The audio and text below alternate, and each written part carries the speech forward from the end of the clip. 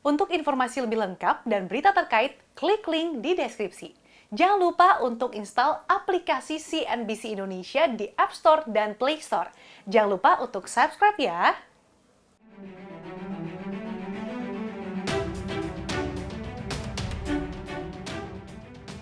Laju inflasi Indonesia kian naik dan menjauhi kondisi deflasi yang pernah terjadi 3 bulan beruntun pada tahun ini.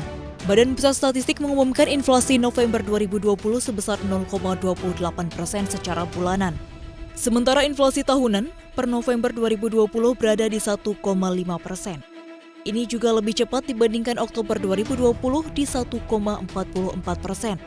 Menurut kelompok pengeluaran, kelompok makanan, minuman, dan tembakau menyumbang inflasi terbesar. Harga sejumlah komoditas pangan terkerek naik karena pasokan beberapa komoditas pangan mengalami sedikit gangguan akibat kendala musim. Kelesuan permintaan tergambar dari laju inflasi inti yang pada November 2020 tercatat 1,67% secara tahunan. Dan ini adalah yang terendah sejak BPS melaporkan data inflasi inti pada 2004. Inflasi inti kerap digunakan sebagai indikator kekuatan konsumsi, sebab inflasi inti berisi barang dan jasa yang harganya tidak mudah naik turun alias persisten. Saat harga yang bandel saja sampai turun, artinya permintaan memang sepi sehingga penjual terpaksa memangkas harga.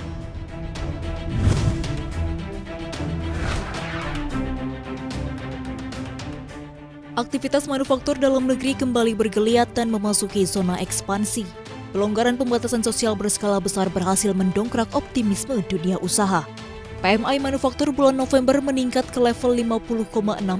Angka ini naik 3 poin dari level bulan Oktober di 47,8. IHS Markit menyebut relaksasi pembatasan sosial di pertengahan Oktober mampu menggenjot kegiatan produksi sejak bulan lalu dan memicu peningkatan output. Permintaan juga meningkat meski tidak signifikan. Penjualan barang konsumsi dan barang modal naik tetapi tidak dengan bahan baku.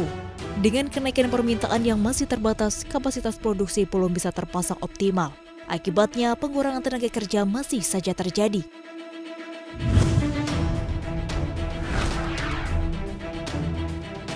Pengetatan jalur masuk wisatawan ke tanah air akibat pandemi COVID-19 membuat jumlah wisatawan mancanegara yang datang ke Indonesia pada Oktober 2020 hanya sebanyak 158,2 ribu kunjungan.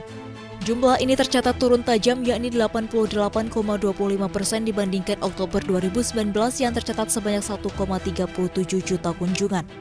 Namun dibandingkan dengan bulan September, jumlah kunjungan ini mengalami peningkatan sebesar 4,57%. Di mana pada September lalu tercatat sebanyak 151,3 ribu kunjungan. Secara kumulatif sejak Januari hingga Oktober 2020, jumlah kunjungan Wisman ke Indonesia mencapai 3,72 juta kunjungan atau turun 72,35% dibanding jumlah kunjungan Wisman pada periode yang sama tahun sebelumnya. Wisatawan yang masuk ke Indonesia tercatat masih didominasi melalui pintu masuk udara sebanyak 1,6 juta kunjungan.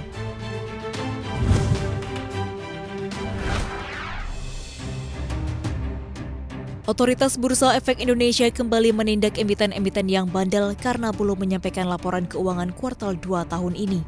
Sebanyak 21 perusahaan terbuka yang melantai di BEI diberikan sanksi denda sebesar 150 juta dan penghentian sementara perdagangan efek alias suspensi yang dijatuhkan apabila emiten molor memberikan laporan keuangan mulai hari kalender ke-91 sejak lampaunya batas waktu penyampaian laporan keuangan. Suspensi yang dilakukan Otoritas Pasar Saham Indonesia itu bukan yang pertama kali di tahun ini.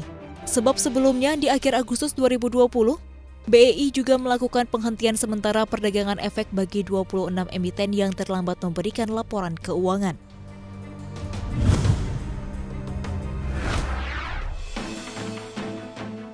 Sikap anti-teknologi Cina oleh India makin nyata. India mengeluarkan siasat baru untuk membendung pengaruh negeri tirai bambu di sektor telekomunikasi dan infrastruktur digital dengan caranya menggandeng Jepang. Negeri Bollywood dan negeri Sakura akan bekerja sama untuk memperkenalkan jaringan nirkabel 5G, kabel fiber optik bawah laut, dan teknologi lainnya. Jepang akan menerima warga India untuk dididik menjadi profesional di teknologi digital. Aliansi ini akan mencakup penggunaan teknologi 5G yang pengkomersialannya belum dilakukan India, serta pengembangan dan standarisasi internasional teknologi 6G yang berencana akan digunakan pada tahun 2030-an.